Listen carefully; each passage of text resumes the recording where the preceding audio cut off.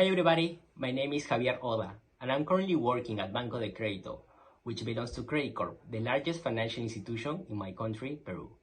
I'm working as a product owner in Center of Excellence Advanced Analytics, and our mission is to solve different kinds of business problems applying analytics. So, the problem that I would like to present today, I think is a huge problem, not only here in Peru, but also in most countries in Latin America, which is informality. What are the consequences of informality? So people who live in informality usually do not have access to health insurance, do not have access to government benefits, and do not have access to a banking system, which means that for these people, it is very difficult to obtain a credit, and that can seriously damage their opportunities. Another consequence of informality is the behavior that we adopt as a society, and one of these behavior is not to trust in electronic payments. So for a common person in Latin America, it's very difficult to buy something on internet or to make a transaction online, just because people don't trust on them.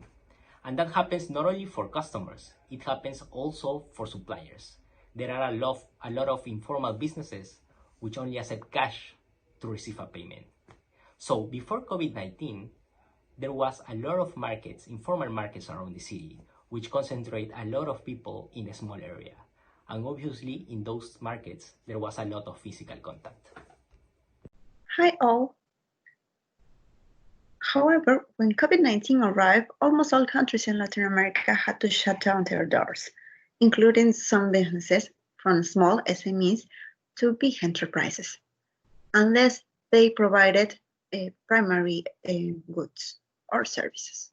So if we see it, we can see that there are two sides involved here that needed to change in order to avoid physical contact: users and providers.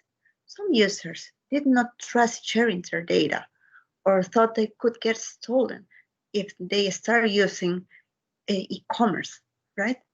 But now the situation changed. They had to start using in order to avoid going to crowded places or in order to avoid physical contact.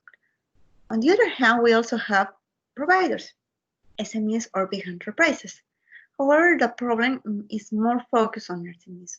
Why? Because not all of them have online participation. They may not even have social media or a web page, or even a connection to some service that somehow makes it an e-commerce, right? They had to start doing this process, right? They had to trust, because they needed that in order to generate inflows to pay their workers that may be there, and also to pay the providers. So this quick scenario change has raised one question for an intermediary firm, such as a bank, or maybe a POS provider, or Visa or MasterCard. What is this question? Is the main prompt we have here.